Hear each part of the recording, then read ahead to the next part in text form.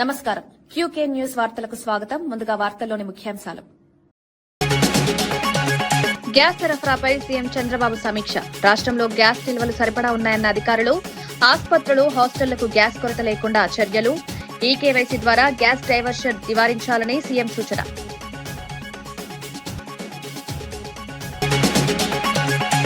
మహిళలపై బీఆర్ఎస్ వైఖరిని ప్రశ్నించిన మంత్రి సీతక్క. 1 కోటి మంది మహిళలను కోటీశ్వరులుగా చేస్తామని వ్యాఖ్య. వడ్డీ రహిత రుణాలపై బీఆర్ఎస్ పై విమర్శలు. మహిళల అభివృద్ధికి ప్రభుత్వం కట్టుబడి ఉందన్న మంత్రి.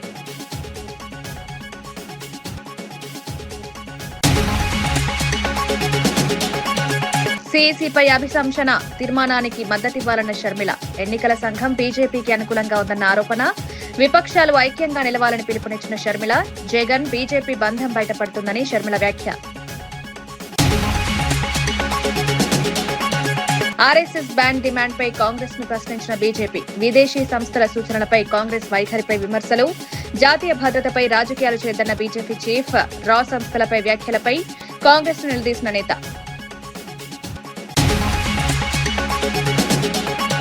బాలకృష్ణ వ్యాఖ్యలపై చంద్రబాబు వైఖరిని ప్రశ్నించిన జగన్. మహిళలపై వ్యాఖ్యలు అంగీకరించలేమన్న మాజీ సీఎం.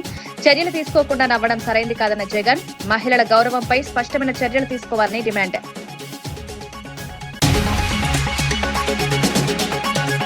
గ్యాస్ సరఫరాపై ముఖ్యమంత్రి చంద్రబాబు సమీక్ష నిర్వహించారు. ప్రస్తుతం రాష్ట్రంలో 14,000 మెట్రిక్ టన్నుల గ్యాస్ నిల్వలు ఉన్నాయని అధికారులు వివరించారు. మరికొన్ని మెట్రిక్ టన్నుల గ్యాస్ త్వరలో అందుబాటులోకి రానున్నట్టు తెలిపారు. రాష్ట్రంలో గ్యాస్ సరఫరాకు ఎలాంటి ఇబ్బందులు లేవని సీఎం స్పష్టం చేశారు. ఆసుపత్రులు, హాస్టళ్లు, దేవాలయాలకు గ్యాస్ కొరత లేకుండా చర్యలు తీసుకోవాలని ఆదేశించారు. ఈకేవైసీ, ఓటీపీ విధానాలతో గ్యాస్ డైవర్షన్ నివారించాలని సూచించారు. ప్రజలు ఆందోళన చెందకుండా చర్యలు తీసుకోవాలని అధికారులను ఆదేశించారు.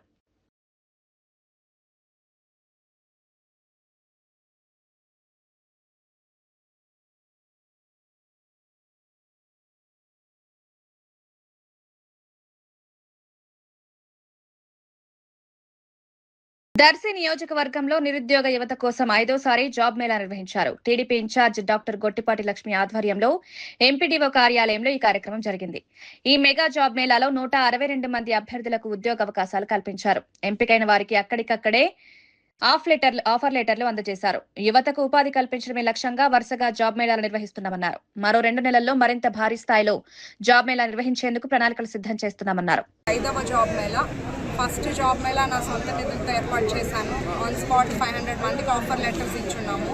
తర్వాత ఏపీ స్కిల్ డెవలప్మెంట్ ద్వారా కానీ ఇప్పుడు శ్రీనివాస్ రెడ్డి గారు ఆర్గనైజ్ చేయించి B4 లాగా మేము దర్శిలో అత్యధికంగా నిరుద్యోగ యువత ఉన్నారు, వాళ్ళకి ఏదో విధంగా జాబ్స్ ఇప్పించాలి అనే ఉద్దేశంతో అట్లాగే నేను ఎలక్షన్స్ క్యాంపెయిన్ అప్పుడు ఆ నెల రోజుల్లో చాలామంది మా పిల్లలు ఇంట్లో చదువుకుని ఊరుకునే ఉన్నారమ్మా అని చెప్పడం వల్ల నేను ఎట్లయినా మనకు కొంత పరిశ్రమలు రావటం కానీ ఏదైనా కంపెనీస్ రావడం టైం పట్టొచ్చు కాబట్టి ఇలా రెగ్యులర్గా జాబ్ మేళాస్ ఏర్పాటు చేసి దర్శి యువతకి హెల్ప్ఫుల్గా ఉండాలని ఆలోచన చేసి అట్లాగే ఇవాళ 5th జాబ్ మేళా ఏర్పాటు చేస్తున్నాము. దీనికి చాలా షార్ట్ నోటీస్లో పెట్టున్నాం ఈ జాబ్ మేళా. 2-3 డేస్ ముందు 3-4 డేస్ ముందు ప్లాన్ చేసుకున్నాం. అయినా కూడా అందరి సహకారంతో ఈ జాబ్ మేళాకి 162 మంది అటెండ్ అయ్యారు. అందులో 50 దాకా ఆడపిల్లలు ఉన్నారు, మిగిలిన వాళ్ళు అబ్బాయిలు ఉన్నారు. వీళ్ళందరికీ కూడా ఆన్ స్పాట్ ఆఫర్ లెటర్స్ ఈ రోజే ఇచ్చాము. శ్రీ సిటీలో హీరో కానీ, డైకిన్ కానీ, ఇండోసోలార్ కంపెనీస్లో.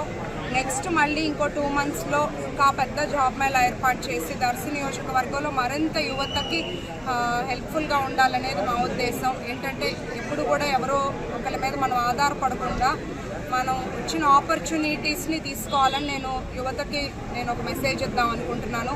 మనకి శాలరీ ఎంత ఏంటి అని చూడకుండా ఫస్ట్ ఏంటంటే ఎప్పుడైనా మంచి కంపెనీస్ చూసేది క్వాలిఫికేషన్ ఒకటి, సెకండ్ థింగ్ మనకి ఎక్స్పీరియన్స్ ఏంటి అనేది. సో మనం ఫస్ట్ వచ్చిన జాబ్స్ జాయిన్ అయ్యి ఒక 1-2 ఇయర్స్ చేసుకుంటే తద్వారా సంవత్సరానికి 2 లక్షల రూపాయలు మన ఫ్యామిలీకి మంచి. బొమ్మల సత్రంలో పేద ముస్లింలకు రంజాన్ తోఫా కిట్లు పంపిణీ చేశారు. వైఎస్ఆర్సీపీ నాయకుడు అమీర్ ఆధ్వర్యంలో 10 లక్షల విలువైన 1000 కిట్లు పంపిణీ చేశారు. ఈ కార్యక్రమానికి మాజీ ఎమ్మెల్యే శిల్పారవి సతీమణి నాగినిరెడ్డి ముఖ్య అతిథిగా హాజరయ్యారు. రంజాన్ సందర్భంగా అందించిన ఈ కిట్లతో ముస్లింలు ఆనందం వ్యక్తం చేశారు. గత 10 సంవత్సరాలుగా నిరంతరాయంగా ఈ కార్యక్రమం నిర్వహిస్తున్నట్లు నిర్వాహకులు తెలిపారు. అవసరమైన వారికి సహాయం అందించడం తమ బాధ్యతగా భావిస్తున్నామని పేర్కొన్నారు.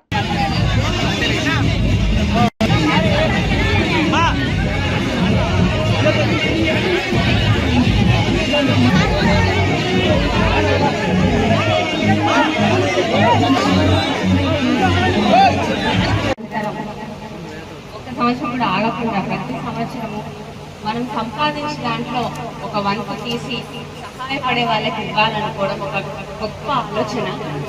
ఇది నేను ముందు మా మామయ్య దగ్గర నుంచి నేర్చుకున్నా, శిల్పమోహన్ రెడ్డి గారి దగ్గర నుంచి. తర్వాత మళ్ళీ ఇంత శ్రద్ధగా ప్రతి సంవత్సరం దేవుడు ఇచ్చిన దాంట్లో మనం 10 మందితో పంచుకోవాలన్న ఆలోచన మళ్ళీ నేను అమీరన్న దగ్గర చూస్తూ ఉంటా, ఇన్ని ప్రోగ్రాంలకు వెళ్తూ ఉంటాం. కానీ ఇది మాత్రం మీరు చేసేది హ్యాపీనెస్ వస్తుంది, ఎంతో ఆనందంగా ఉంటుంది ఇక్కడికి వస్తే. ఇలాంటి వాళ్ళు చాలా మంది ఉండాలి, నిన్ను స్ఫూర్తిగా తీసుకొని మీరందరూ కూడా ఉండాలని అందరికీ కూడా ఈద్ ముబారక్. తాను తీసుకునే ప్రతి నిర్ణయం రాజ్యాంగబద్ధంగానే ఉంటుందని జీవన్ రెడ్డి స్పష్టం చేశారు. జగిత్యాల ఎమ్మెల్యే తనతో కలిసి పనిచేయాలని ఆహ్వానించారని తెలిపారు. తాను పార్టీ వీడతానని ఎప్పుడూ చెప్పలేదని అన్నారు. సంజయ్ ఏ పార్టీలో ఉన్నారో ముందుగా చెప్పాలని ప్రశ్నించారు. తమ పార్టీలోకి వచ్చి చిచ్చు పెట్టింది సంజయేనని విమర్శించారు. తాను పార్టీ మారాలనే ఆలోచనకు రావడానికి కూడా సంజయ్ చర్యలే కారణమని ఆరోపించారు. రాజకీయ పరిస్థితులపై త్వరలో స్పష్టతనిస్తానని తెలిపారు. రాజ్యాంగబద్ధంగా ఆయన ఆలోచన విధానం ఉండాలి. People will appreciate it. ఆ విధంగా కాకుంటే ఏదైతున్నదో ఆయన నాకు నీతులు చెప్తాను. నేను కలిసి పనిచేస్తా జీవన్ రెడ్డితో. నువ్వు ఏ పార్టీ కథ ఏంది మరి? ఆయన ఏ పార్టీ అనుకుంటూ నాకు తెలియదు. నేను ఇంతవరకు అయితే కాంగ్రెస్ లో ఉన్నానే, ఇంతవరకు అయితే కాంగ్రెస్ లో ఉన్నా, ఉండాలని కూడా కోరుకుంటున్నా. మరి బంధం దేవుడు ఎవరేం చేయాలి? బంధం దేవుడు ఎవరేం చేయాలి అంటున్నా. ఎవడో వచ్చి ఇంట్లో చిచ్చు పెడితే ఏం చేయాలి? ఇలా మన ఒక 90% ఇంట్లో ఉడుగుని చూస్తే ఏం చేస్తారే? ఇంట్లో ఉడుగుని చూస్తే ఏం చేస్తారు అంటున్నాను. ఇప్పుడు ఉడుగులే ఖచ్చితంగా వచ్చే ఆయన ఉడుగుతో సంసారం చేయాలని కోరుకుంటున్నా, ఉడుగుతో కలిసి ప్రయాణం చేయాలని కోరుకుంటున్నా. ఆయన వాళ్ళు నిన్నటి వరకు ఏదైతుందో మొత్తం రాష్ట్రానికి ఆదర్శంగా ఉన్న నియోజకవర్గం జగిత్యాల ఉమ్మడి ఆంధ్రప్రదేశ్ రాష్ట్రంలో రాష్ట్రానికి ఆదర్శం. స్టిల్ కాంగ్రెస్ వదిలినాడు ఏదైతుందో న్యాచురల్లీ అన్ని మారాల్సి వస్తుంది. దానికి ఆలోచన ఏముంటుంది, భిన్నాభిప్రాయం ఉంటుంది. అది తర్వాత సార్, ముందైతే కాంగ్రెస్ పార్టీ వదిలే నిర్ణయం కావాలి. కాంగ్రెస్ పార్టీ వదిలిన తర్వాత ఇప్పుడు ఇలాంటి సూచనలు తీసుకుంటారు. డెఫినెట్లీ సంజయ్ కుమార్ ప్రధాన పాత్రధారుడు. ఆయన ఆడించే వాళ్ళు ఎన్నికెవరు ఉండదు కానీ డెఫినెట్లీ ఆయన పాత్రధారుడు అయితే ముందు కనబడుతున్నాయి. అది ఇప్పుడు బంధం రీజన్ చెప్పా కదా నేను. ఇప్పుడు చెప్పానే లేదా? పార్టీ వీడేటువంటి ఆలోచన ఏర్పడటానికి కారణం ఈ పెద్ద మనిషి అని చెప్పిందా లేదా? టీటీడీ చైర్మన్ బీఆర్ నాయుడిని వెంటనే తొలగించాలని మాజీ ఎమ్మెల్యే కాటసాని డిమాండ్ చేశారు. కర్నూలులో నిర్వహించిన నిరసనలో ఆయన మాట్లాడారు. వైసీపీ నేతలపై దాడి చేసిన వారిపై చర్యలు తీసుకోవాలని కోరారు. ఒక మహిళతో వివాదాస్పదంగా ఉన్న వ్యక్తిని టీటీడీ చైర్మన్ గా కొనసాగించడం సరైంది కాదని విమర్శించారు. ఈ అంశంపై సీఎం చంద్రబాబు ఎందుకు మౌనం వహిస్తున్నారని ప్రశ్నించారు. భక్తుల విశ్వాసాన్ని కాపాడేందుకు ప్రభుత్వం తక్షణ చర్యలు తీసుకోవాలని కాటసాని డిమాండ్ చేశారు.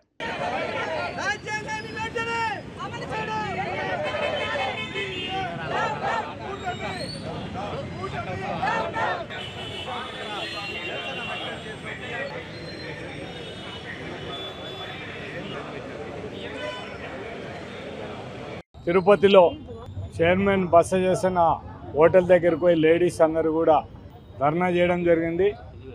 మీరు ఇటువంటి వీడియోలతో దొరికినాక కూడా మీరు చైర్మన్గా పదవికి అనర్హులు, మీరు వెంటనే రాజీనామా చేయాలని చెప్పి వాళ్ళు పోయి ధర్నా చేసి అటువంటి వాళ్ళ మీద దాడి చేయడం, ఎస్సీ ఎస్టీ కేసు పెట్టడం చాలా అన్యాయమైన పరిస్థితి. తెలుగుదేశం నాయకులు అందరూ కూడా తెలుసుకోవాల్సింది, మీకు కేవలం ప్రజలకు చెప్పడానికి శ్రీరంగ నీతిలో లేకుంటే మీరు కూడా అవలంబించడానికే ఉందా అనేది కూడా వాళ్ళు చెప్పాల్సిన అవసరం ఉంది. కానీ మళ్ళీ మేమంతా చంద్రబాబు నాయుడు నేను చాలా భక్తిపరుని, ఎవరిని స్పేర్ చేయను అది ఇదని. ఇంతకంటే ఘోరమైంది ఏముంది? ఒక తిరుమల తిరుపతి దేవస్థానం చైర్మన్గా ఉండే ఆయన ఆ విధంగా దొరికితే కనీసం తీసేను కూడా లేని పరిస్థితిలో ఉంటే ఒకసారి ఆలోచన. అదే మా జగన్మోహన్ రెడ్డి సినీ యాక్టర్, అతను మనం ఎస్సీబీసీ ఛానల్కు చైర్మన్గా ఉన్నప్పుడు ఒక లేడీస్ అశబ్దంగా ప్రవర్తించినారనే ఉద్దేశంతోనే ఇమ్మీడియట్గా రిమూవ్ చేసిన ఘనత మా జగన్మోహన్ రెడ్డి గారు. అంటే దేవాలయాల మీద అంత ప్రత్యేకమైన దృష్టి పెట్టి పొరపాటున కూడా అక్కడ ఎవరు ఏం చేసినా కూడా అటువంటి వాళ్ళను ఉంచకూడదు అనేది నాయకుడు మా జగన్మోహన్ రెడ్డి.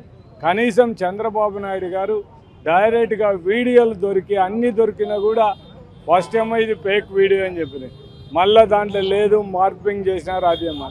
తర్వాత దాంట్లో తప్పేముంది అని ఒరిజినల్ వీడియో అని తేల్చిన తర్వాత తప్పేముంది అని చెప్పి. అంటే ఇటువంటి నాయకులు ఇటువంటి తిరుమల తిరుపతి దేవస్థానానికి చైర్మన్గా పనికి వస్తారా రారా అనేది కూడా మనం చూడాల్సిన అవసరం ఉంది. రాజకీయ నాయకులు అనుకునే వాళ్ళు ప్రజలకు ఏ మాట చెప్తే ఆ మాట మీద కట్టుబడి ఉండాలి. మాకు ఒక చట్టం ప్రజలకు ఒక చట్టం అనేది ఉండకూడదు. ఖచ్చితంగా మనం ఏదైతే శ్రీరంగ నీతులు చెప్తున్నామో మనం ఖచ్చితంగా దాన్ని మనం ఆచరించిన తర్వాతనే ఇంకొకరు చెప్పాలంటే మేము శ్రీరంగ నీతులు చెప్తాం, మేము చేయాల్సింది దూరేది మనం ఓటు అనేది మనకు అందరికీ తెలుసు. ఆర్ఎస్ఎస్ పై నిషేధం విధించాలని కోరిన యుఎస్సీఐఆర్ఎఫ్ కు కాంగ్రెస్ మద్దతిస్తోందని బీజేపీ రాష్ట్ర అధ్యక్షుడు విమర్శించారు.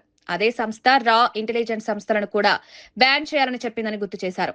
అప్పుడు వాటిని కూడా బ్యాన్ చేయమంటారా అని కాంగ్రెస్ ను ప్రశ్నించారు. దేశ భద్రతకు సంబంధించిన అంశాల్లో కాంగ్రెస్ బాధ్యతగా వ్యవహరించాలని సూచించారు. విదేశీ సంస్థల సూచనలపై దేశ ప్రయోజనాలను దెబ్బతీయకూడదన్నారు. గవర్నమెంట్ బాడీ యుఎస్ లో ఒక గవర్నమెంట్ సంబంధించినటువంటి ఒక శాఖ అది.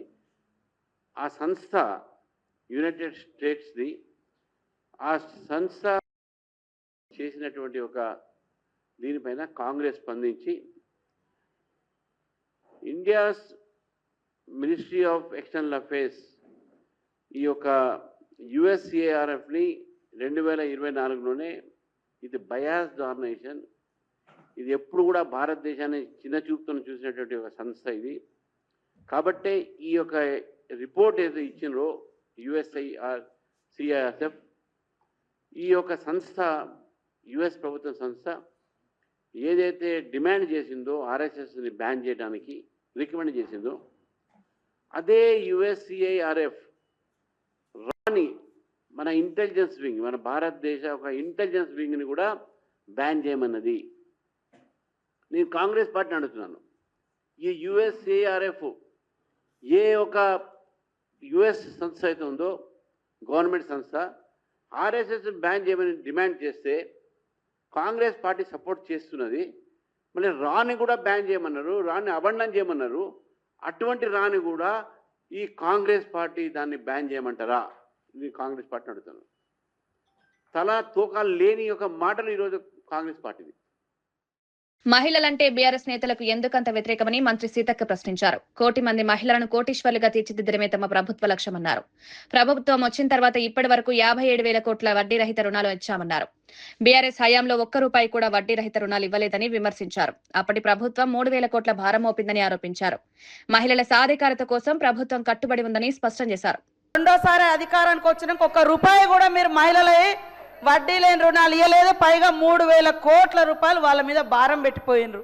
మేము ఈ 6 నెలలకు ఒకసారి 3 నెలలకు ఒకసారి వాళ్ళ ఇచ్చిన ఇప్పటి వరకు దాదాపుగా 1,121 కోటి రూపాయలు 1,121 కోట్ల రూపాయలు వాళ్ళ వడ్డీ డబ్బులను అంటే వాళ్ళ వడ్డీని పే చేయడం జరిగింది. మేము ఎగ్గొట్టలే అధ్యక్ష, చేస్తూ ఉన్నాం. ఎందుకు ఇంత లేడీస్ అంటే మీకు అంత వ్యతిరేకం? అరే ఒక లక్ష్యం పెట్టుకున్నాము, ఆ లక్ష్యాన్ని ఆ సంకల్పాన్ని రీచ్ కావాలనుకుంటున్నాము. మేము ఇవాళ మీరు మూతేసినటువంటి శిల్పారామం దగ్గర 106 షాప్స్ మహిళలకు వివిధ గ్రామాల నుంచి ఉత్పత్తి చేసినటువంటి వాళ్ళకు మార్కెట్ సౌకర్యం కల్పించినాం. మీరు ఫ్రీ బస్సు పెడితే కూడా దాని మీద అనేక రకాల సెటైర్లు, తప్పుడు ప్రచారాలు, తప్పుడు వీడియోలను చిత్రీకరించడం, ఇవన్నీ కూడా అది మీ వంతు. ఇది తప్పు, ఇది సరైనది కాదు. ఎంపీ చామల కిరణ్ కుమార్ రెడ్డితో పాటు 8 మంది కాంగ్రెస్ లోక్సభ సభ్యుల సస్పెన్షన్ ఎత్తివేశారు.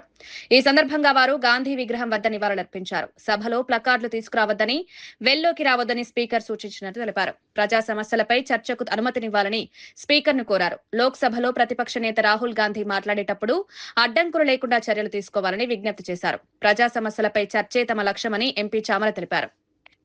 రివోక్ చేసేటప్పుడు రానున్న రోజులలో ప్లే కార్డులు కానీ వెల్స్ లో కానీ రావద్దు, హౌస్ ని డిస్ట్రక్ట్ చేయొద్దు అని చెప్పి ఒక అందరూ కూడా నాయకులు మాట్లాడారు. డెఫినెట్ గా మేము కూడా పార్లమెంట్ లో ఎట్టి పరిస్థితిలో డిస్ట్రక్ట్ చేయాలనుకోవట్లేదు.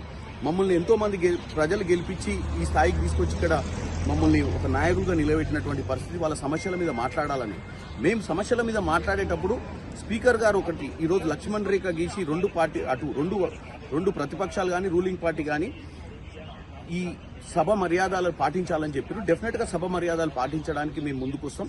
స్పీకర్ గారు చెప్పింది అన్ని కూడా మేము సక్రమంగా నిర్వహిస్తాం. కానీ స్పీకర్ గారు ఒక అర్థం చేసుకోవాలి, ప్రతిసారి ఇది ఎల్పీజీ కానీ గతంలో ఉన్నటువంటి యుఎస్ టారిఫ్స్ మీద కానీ చర్చ చేయమని అపోజిషన్ పార్టీ లీడర్లు అడిగినప్పుడు చర్చకు తావు లేకుండా చేస్తారు.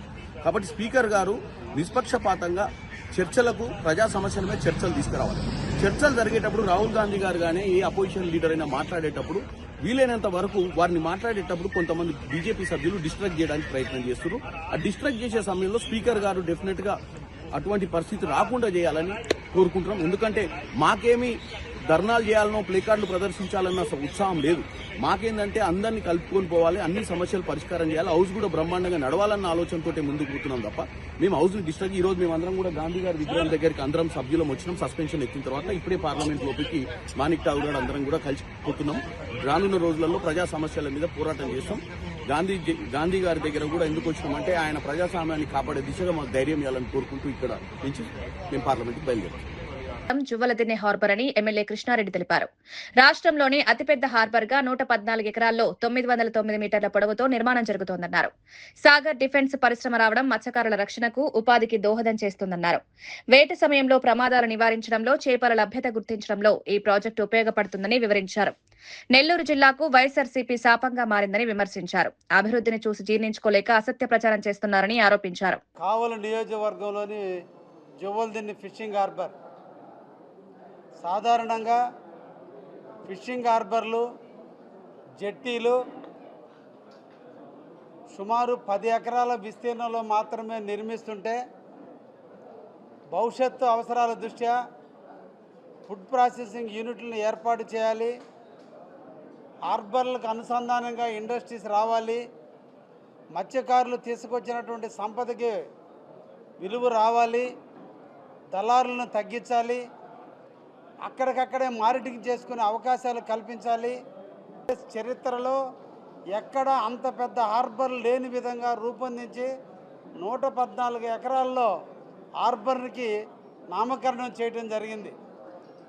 909 మీటర్ల జెట్టీని, 1425 మీటర్ల బ్రేక్ వాటర్ నిర్మాణం చేసి దాదాపు 20 సంవత్సరాలలో కావలిలో ఉన్నటువంటి జువ్వలదిన్నె ఫిషింగ్ హార్బర్లో దాదాపు 1250 బోట్లు ద్వారా ఫిషింగ్ చేసేటట్టు దీన్ని రూపాంతరం చెందారు.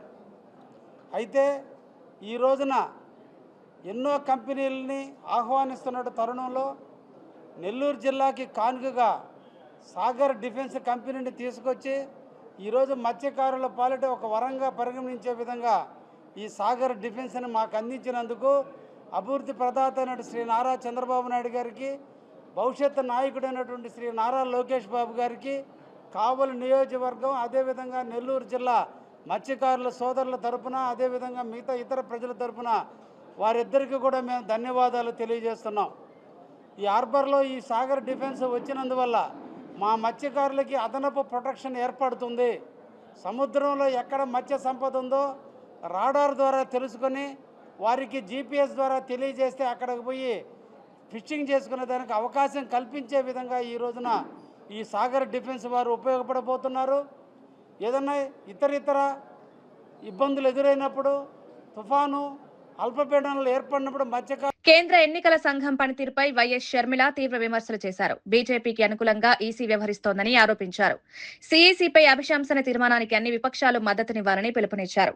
వైఎస్ఆర్సీపీ నిజంగా ప్రజాస్వామ్యాన్ని నమ్మితే ఈ తీర్మానానికి ఓటు వేయాలని డిమాండ్ చేశారు. జగన్, బీజేపీ మధ్య ఉన్న బంధం ఈ ఓటింగ్ తో బయటపడుతుందన్నారు. ప్రజాస్వామ్య వ్యవస్థను కాపాడడానికి విపక్షాలు ఐక్యంగా నిలవాలని షర్మిల సూచించారు.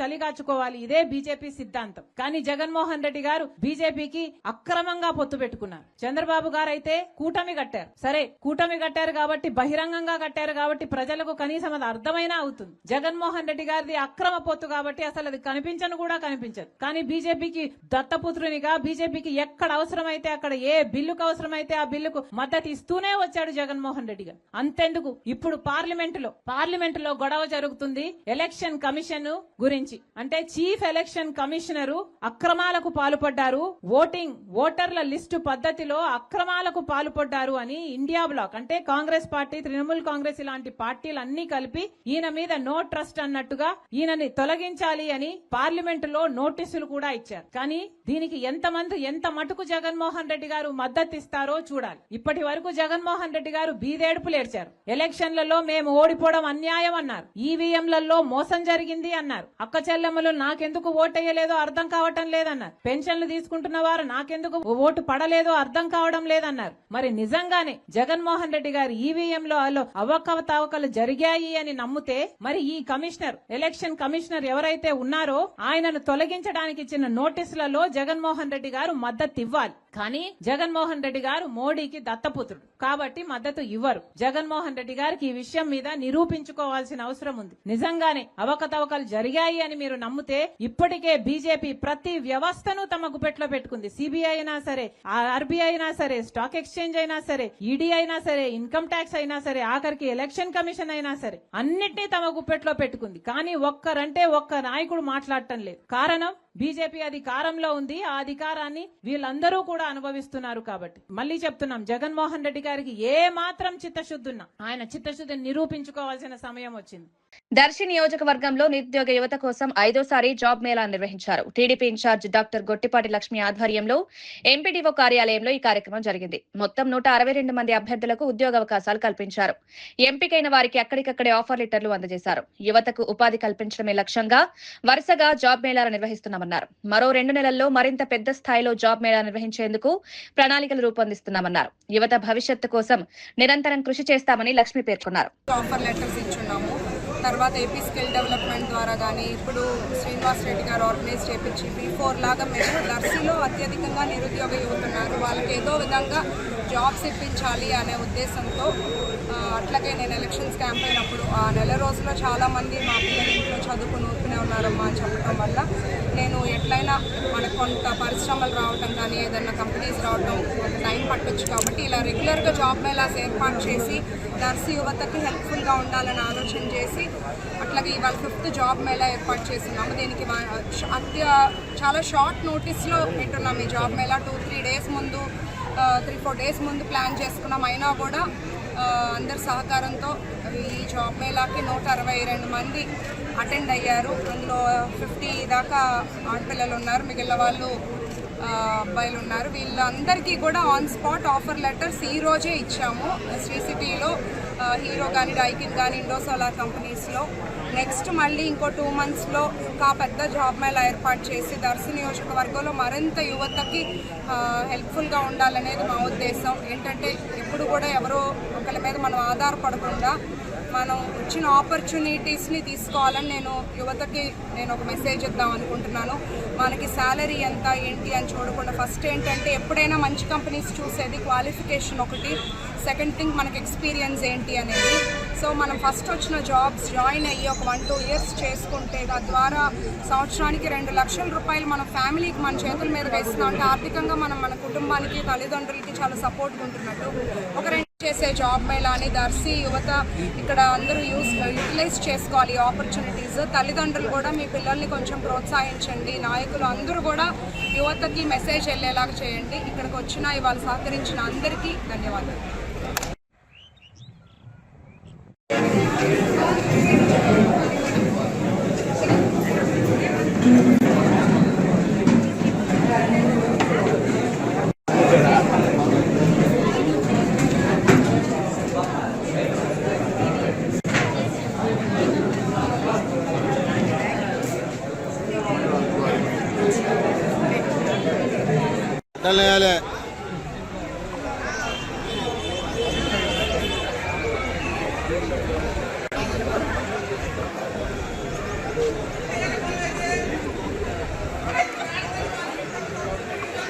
బాలకృష్ణ చేసిన వివాదాస్పద వ్యాఖ్యలపై మాజీ సీఎం జగన్ తీవ్రంగా స్పందించారు. అమ్మాయిలపై అలా మాట్లాడితే చర్యలు తీసుకోవాల్సింది పోయి నవ్వడం సరైంది కాదన్నారు. చిన్నప్పుడు తాను ఇంకా ఎక్కువ చేశారని చెప్పడం ద్వారా చంద్రబాబు మైండ్ సెట్ బయటపడిందని విమర్శించారు. మహిళల గౌరవం విషయంలో ఇలాంటి వ్యాఖ్యలు అంగీకరించలేమని పేర్కొన్నారు. ప్రభుత్వం ఈ అంశంపై స్పష్టమైన చర్యలు తీసుకోవాలని డిమాండ్ చేశారు. సమాజంలో మహిళలకు గౌరవం పెరగాలంటే ఇలాంటి వ్యాఖ్యలను ఖండించాల్సిందేనన్నారు.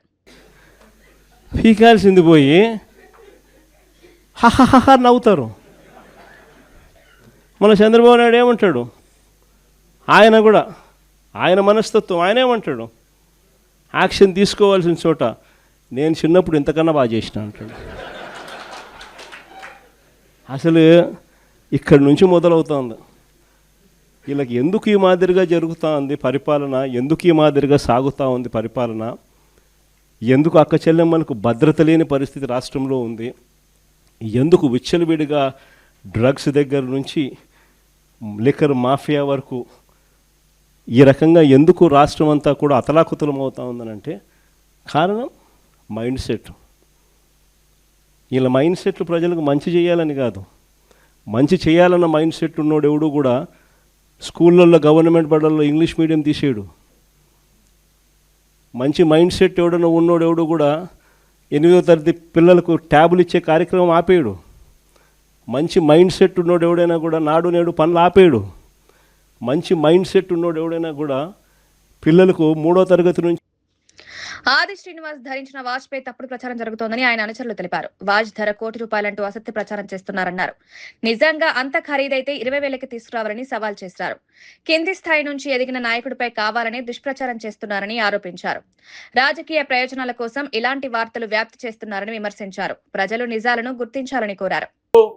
ఘోరంగా అత్యంత విఫలమైనటువంటి ముఖ్యమంత్రి ఈరోజు రేవంత్ రెడ్డి గారు రాష్ట్రంలో మరి వారు ఎంతో గొప్పగా ప్రారంభించినటువంటి కార్యక్రమం మరి 99 రోజులు ప్రజా పాలన ప్రగతి ప్రణాళిక అని ప్రారంభం చేసినారు. 99 రోజులను ప్రారంభిస్తే 9 రోజులకే బోర్ల పక్కన పడ్డారు. 99 రోజుల ప్రోగ్రామ్ స్టార్ట్ చేస్తే 9 రోజులకే పడకేసింది. ఈ యొక్క కార్యక్రమానికి అట్టహాసంగా ఎంతో ఆర్భాటంగా ప్రారంభం చేసినటువంటి కార్యక్రమానికి నిధులు లేవు, విధులు లేవు. ఈ యొక్క 99 రోజుల ప్రజాపాలన ప్రగతి ప్రణాళిక కార్యక్రమానికి ఒక విధి విధానాలంటూ లేవు. ఈరోజు దీనికి ఒక రూపాయి లేదు. కాబట్టి 9 రోజుల్లోనే ఘోరంగా మరి విఫలమైపోయి ఈరోజు మరి పరిస్థితి ఏర్పడ్డదంటే ఇదే పని. ఇది మొదటి కార్యక్రమం కాదు. 2.5 సంవత్సరాలుగా ఏ కార్యక్రమం తీసుకున్నా మరి అట్టర్ ఫ్లాప్ గా ఘోరంగా విఫలమవుతూ వస్తుంది. అందుకే కాంగ్రెస్ పార్టీకి చెందినటువంటి వారి శాసనసభ్యులకే ముఖ్యమంత్రి గారి పైన నమ్మకం లేకుండా పోతా ఉన్నది. ఇప్పుడు 99 రోజుల యొక్క ప్రజాపాలన ప్రగతి ప్రణాళిక కార్యక్రమం ఎట్లుందంటే అది గాలిలో మేడలు కట్టినట్టున్నది. అది ఎట్లుందంటే బెల్లం లేని భక్ష్యాలు తయారు చేసినట్టు ఉన్నది. కాబట్టే ఈరోజు ఎమ్మెల్యేలు కానీ ఎవరు కూడా గ్రామాల పోలేని పరిస్థితి ఉన్నది. ఈరోజు ఈ కార్యక్రమం ద్వారా ఏదో తూతూ మంత్రంగా నామమాత్రం చేస్తున్నామా అంటే చేసినట్టు బ్యానర్ పెట్టుకొని అక్కడ ఫోటోలు పెట్టి ముఖ్యమంత్రి గారికి సంతృప్తి పరిచే కార్యక్రమం నడుస్తుంది తప్ప నిజంగా అది ఎలాంటి కార్యక్రమం జరుగుతలేదు. కాంగ్రెస్ పార్టీ యొక్క పరిస్థితి ఏ రకంగా ఉందంటే దాదాపు 2.5 సంవత్సరాలు కావస్తా ఉన్నది. దాదాపు వాళ్ళ 50% టైం అయిపోయింది. ఇక కాంగ్రెస్ పార్టీ పని ఎట్టుందంటే దీపం ఉండగానే ఇల్లు చక్కదిద్దుకోవాలనే పరిస్థితుల్లో ఈరోజు ఎమ్మెల్యేలు, మంత్రులు, కాంగ్రెస్ పార్టీ నాయకులు, ముఖ్యమంత్రి అందరూ. వార్తలు ముగించే ముందు ముఖ్యాంశాలు మరోసారి. గ్యాస్ సరఫరాపై సీఎం చంద్రబాబు సమీక్ష. రాష్ట్రంలో గ్యాస్ నిల్వలు సరిపడా ఉన్నాయన్న అధికారులు. ఆసుపత్రులు, హాస్టళ్లకు గ్యాస్ కొరత లేకుండా చర్యలు. ఈకేవైసీ ద్వారా గ్యాస్ డైవర్షన్ నివారించాలని సీఎం సూచన.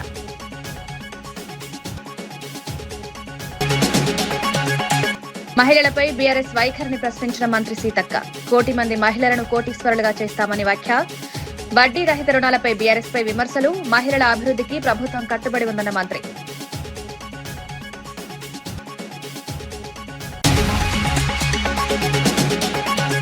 సీఈసీపై అభిశంసన తీర్మానానికి మద్దతివ్వాలన్న షర్మిల. ఎన్నికల సంఘం బీజేపీకి అనుకూలంగా ఉందన్న ఆరోపణ. విపక్షాలు ఐక్యంగా నిలవాలని పిలుపునిచ్చిన షర్మిల. జగన్ బీజేపీ బంధం బయటపడుతుందని షర్మిల వ్యాఖ్య. ఆర్ఎస్ఎస్ బ్యాన్ డిమాండ్పై కాంగ్రెస్ ను ప్రశ్నించిన బీజేపీ. విదేశీ సంస్థల సూచనలపై కాంగ్రెస్ వైఖరిపై విమర్శలు. జాతీయ భద్రతపై రాజకీయాలు చేద్దన్న బీజేపీ చీఫ్. రా సంస్థలపై వ్యాఖ్యలపై కాంగ్రెస్ ను నిలదీసిన నేత. బాలకృష్ణ వ్యాఖ్యలపై చంద్రబాబు వ్యాఖ్యలను ప్రశ్నించిన జగన్. మహిళలపై వ్యాఖ్యలు అంగీకరించలేమన్న మాజీ సీఎం. చర్యలు తీసుకోకుండా నవ్వడం సరైంది కాదన్న జగన్. మహిళల గౌరవంపై స్పష్టమైన చర్యలు తీసుకోవాలని డిమాండ్.